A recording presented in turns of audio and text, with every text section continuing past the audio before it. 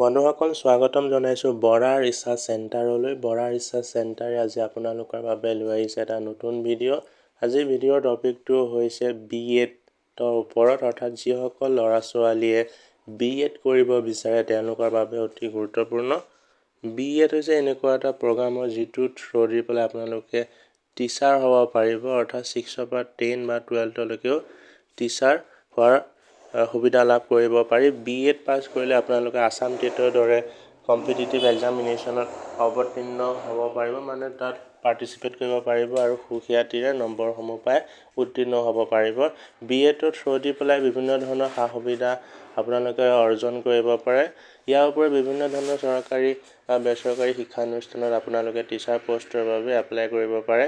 BEd 2 বছৰীয়া course হয়, যদিও কোৱা হৈছে যে 2030 চনৰ পৰা সি 4 বছৰীয়া কৰিব, কিন্তু 2025 চনলৈকে 2 বছৰীয়া হৈ আছে। 2025 চনৰ জুলাই 20 তাৰিখে গুৱাহাটী ইউনিভাৰ্চিটিৰ আণ্ডাৰত যি BEd এণ্ট্ৰেঞ্চ হ'বলগীয়া আছিলে সেয়া হৈ গ'ল, আৰু আগষ্টৰ 2 তাৰিখে ৰিজাল্ট দিলে, আৰু 10 বা 15 তাৰিখৰ ভিতৰত সকলো ধৰণৰ ফৰ্ম ফিল আপৰ কাৰ্যাৱলীসমূহ সম্পাদন হ'ল।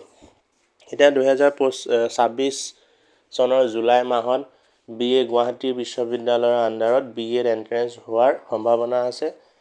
BEd এণ্ট্ৰেঞ্চত উত্তীৰ্ণ লাভ কৰা সকলো ছাত্ৰ ছাত্ৰীয়ে বিভিন্ন ধৰণৰ চৰকাৰী বেচৰকাৰী কলেজবোৰত এডমিশ্যন ল'ব পাৰিব। প্ৰাইভেটসমূহত এডমিশ্যনৰ ফিজসমূহ বেছি হয়, আৰু গভৰ্ণমেণ্ট কলেজসমূহত ফিজটো অলপ কম থাকে, সেইকাৰণে গভৰ্ণমেণ্টৰ ছিট পাবলৈ চেষ্টা কৰিব লাগে। ধন্যবাদ।